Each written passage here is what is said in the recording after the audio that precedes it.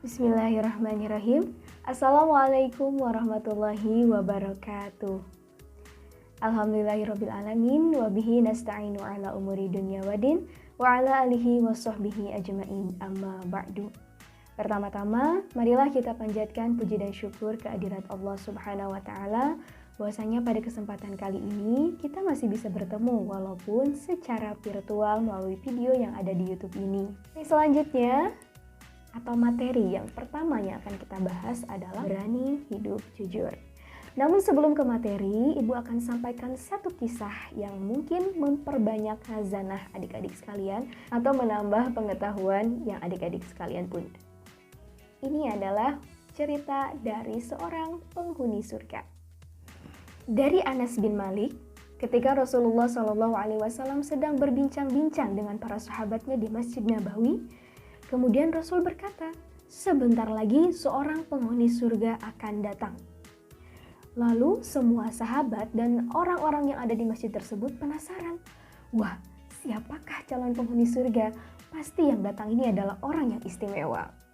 Karena rasa penasaran tersebut, setiap orang yang ada di masjid tersebut menanti kehadiran orang yang Rasul sebut dengan penghuni surga itu. Namun tak lama kemudian datanglah seorang laki-laki yang sudah berwudu dan dia menapakkan kakinya di atas Masjid Nabawi itu. Adik-adik tahu, tidak ada yang istimewa dari orang tersebut. Kemudian timbul pertanyaan dari beberapa orang yang hadir di tempat itu. Apa yang istimewa dari orang tersebut?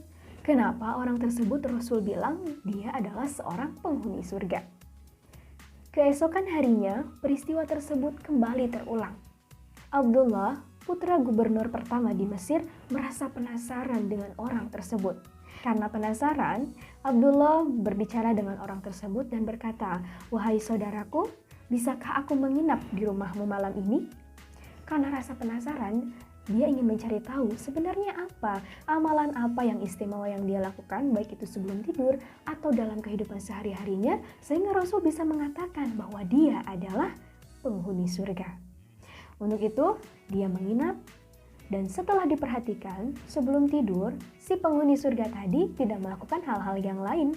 Dia menyebut nama Allah sesekali dan seperti biasanya berdoa sebelum tidur, dia melakukan aktivitas ke pasar dan aktivitas-aktivitas lain yang memang sama halnya dengan kita semua. Lalu timbul pertanyaan, apa sebenarnya yang istimewa dari dia? Abdullah terus bertanya-tanya dan akhirnya si penghuni surga tersebut merasa bahwa dirinya sedang diperhatikan. Karena sudah merasa kesal dan tidak mendapat jawaban, ia pun merasa kecewa. Abdullah bergegas segera pulang ke rumahnya. Namun sebelum pulang ke rumahnya, penghuni surga tersebut memegang tangan Abdullah dan berkata, "Apa yang engkau lihat, itulah saya," jawab si penghuni surga. "Apa yang engkau lihat, itulah yang saya lakukan. Ditambah sedikit lagi, saya tidak pernah merasa iri terhadap seseorang yang dianugerahi nikmat oleh Allah Subhanahu wa Ta'ala. Tidak pernah pula saya berdusta dalam melakukan segala kegiatan saya." Hadis riwayat Ahmad. Adik-adik sekalian, ternyata orang ini dikatakan sebagai calon penghuni surga karena apa yang orang lain lihat adalah dirinya. Apa yang dibicarakan adalah benar dan apa yang dilakukan adalah benar. Tidak ada yang disembunyikan. Dalam artian orang tersebut adalah orang yang jujur. Orang yang jujur tidak akan menyembunyikan sesuatu apapun dalam dirinya. Ia melakukan A bahwa memang benar dia adalah A. Ia berkata A karena memang kenyataannya adalah A. Dan terakhir, dia tidak pernah iri terhadap apa yang dianugerahkan untuk orang lain. Untuk itu, dari kisah tersebut kita bisa mengambil hikmah dan pelajaran. Oh, ternyata sifat jujur bisa mengantarkan kita menuju surga. Bahkan Rasulullah SAW juga menyebutkan orang seperti itu adalah orang yang menjadi calon penghuni surga. Jadi, adik-adik sekalian, kita semua bisa menjadi calon penghuni surga. Salah satunya dengan cara bersikap jujur dan tidak iri terhadap karunia yang Allah anugerahkan terhadap orang lain. Setelah membahas kisah yang tadi, kita bisa mengetahui betapa pentingnya sifat jujur. Namun adik-adik sekalian, yang ingin Ibu tanyakan adalah, apakah kita semua sudah bersikap jujur? Apakah masih ada adik-adik yang suka menyontek, yang suka tidak berperilaku jujur saat melakukan ujian, ulangan harian, ujian tengah semester, atau ujian akhir semester? Itu perlu ditanyakan dan itu perlu diperbaiki. Karena jika terbiasa, maka itu akan menjadi sebuah kebiasaan dan kebiasaan itu akan melekat dalam diri adik-adik semua. Untuk itu, jangan sampai itu terjadi. Mari kita bahas mengenai pentingnya sifat jujur.